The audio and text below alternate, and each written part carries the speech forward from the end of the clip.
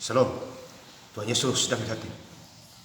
Firman Tuhan pada hari ini, Kamis, tanggal 12 Desember 2024, yang saya dalam firman Tuhan, 2 Tesalonika 3 ayat yang pertama hingga ayat yang ke-18. Demikianlah firman Tuhan. Selanjutnya saudara-saudara berdoalah untuk kami, supaya firman Tuhan beroleh kemajuan dan dimuliakan, sama seperti yang telah terjadi di antara kamu. Ayat yang ke-18, kasih karunia Yesus Kristus Tuhan kita menyertai kamu sekalian. Demikianlah firman Tuhan.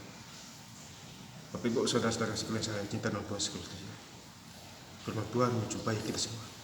Ya, khususnya hari ini, Kamis, tanggal 12 Desember 2024, di 2 Tesalonika 3 ayat yang pertama.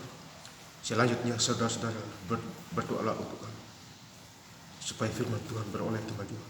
Jadi firman Tuhan harus ada kemajuan, ya, beroleh kemajuan, ya, tidak boleh diabaikan. Jadi firman Tuhan harus dilakukan. Ya, kita patut bersyukur, ya, ada Alkitab, ya, kita baca. Kemudian di HP juga ada. Bapak Ibu tinggal download saja tuh, ya, supaya pikiran terbuka, ya, ada kemajuan, ya, dengan kuasa Roh Kudus. Ya, Bapak Ibu saudara-saudara, jadi ada kemajuan. Ya, tentu Tuhan bersama kita. Ya, Bapak Saudara, beroleh kemajuan dan dimuliakan sama seperti yang telah terjadi di antara kamu. Jadi di antara kita, ya, kita harus berkomunikasi. Di mana 2-3 orang berkumpul, di tengah-tengah situ ada aku. Ya. Matius 18 ayat yang ke-20. Ya. Jadi komunikasi dengan firman Tuhan. Ya. Pasti kehadiran Tuhan Roh Kudus ada. Ya, ayatnya sudah ada, Matius 18, di mana 2-3 orang berkumpul, di tengah-tengah ada aku. Ya, jadi tidak usah cari ribuan orang, cukup 2-3 aja, wah, Tuhan hadir. Ya, ini luar biasa. Ya, sekarang hari Kamis, ya, lagi 2 hari kita gereja, ya, di tempat kita masing-masing.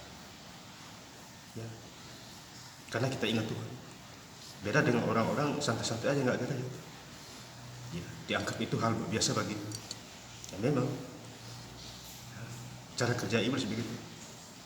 Tetapi kalau kita yang setia dalam Tuhan, ya, harus melangkah, ya, datang ke gereja, ya, dengan firman Tuhan. Kemudian di ayat yang kedua, dan supaya kami terlepas dari para pengacau dan orang-orang jahat, sebab bukan semua orang yang beroleh iman. Jadi kita terlepas dari pengacau, orang-orang jahat, karena tidak semua orang memiliki iman, Bapak Saudara. Ya, jadi kalau kita yang memiliki iman, ya, kita terlepas, ya, dari pengacau. Ya, ini luar biasa. Ya, kita tidak bergabung dengan mereka. Ya, karena mereka itu adalah pengacau. Ya, Bapak Saudara. Ya, orang-orang jahat, sebab bukan semua orang yang beroleh iman. Ya, jadi hanya orang-orang yang beriman saja yang mengenal suara Tuhan. Ya, itu. Kenapa saya bilang yang mendengar suara Tuhan? Kalau kita baca Alkitab kan tentu kita ada iman. Ya, beda dengan orang-orang yang tidak baca Alkitab. Berarti dia tidak punya iman, ya. Karena iman timbul dari pembacaan Alkitab. Iman timbul dari mendengar firman Tuhan. Ya. Roma 10 ayat yang ke-17. Jadi kita harus dengar firman Tuhan. Baca Alkitab. Itu orang-orang yang nilai rata-ratanya punya iman. Ya Bapak Saudara, nanti dibagi dua lagi. Apa sudah lahir baru apa belum? Ya, itu rahasia Tuhan Bapak Saudara. Ya.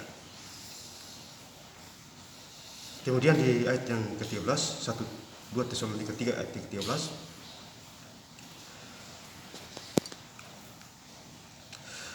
dan kamu saudara-saudara, janganlah jemu-jemu berbuat apa yang baik. Ya Bapak Saudara. Ya, jadi kita jangan lemah-lemah berbuat jemu-jemu berbuat baik. Rajinlah berbuat baik. Ya, pasti ada upah kita dibalas oleh Tuhan. Berbuat baik artinya kasih. Salah satunya kasih. Tolong menolong. Doain orang-orang sakit. Kasih firman Tuhan.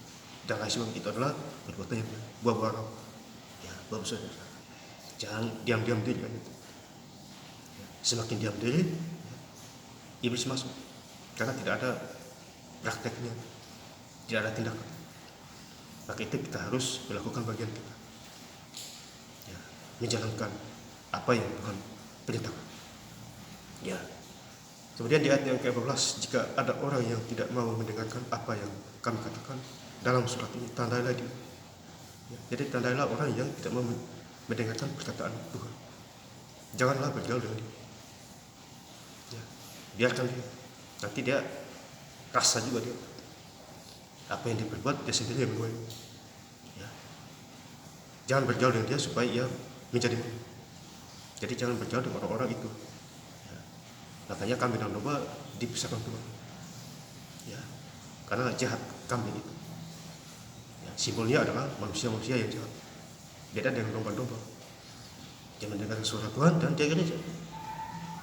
Ya, dia berdoa, ya, takut akan Tuhan. Itu domba. Tentu kan dia mengenal suara gembalanya. Ya, Yohanes 10 ayat yang ke-7. Kamu adalah domba-dombaku, akulah gembalamu. Tentu kamu mengenal gembala, yaitu Tuhan Yesus. Ya. Jadi kita harus paham ayat demi ayat.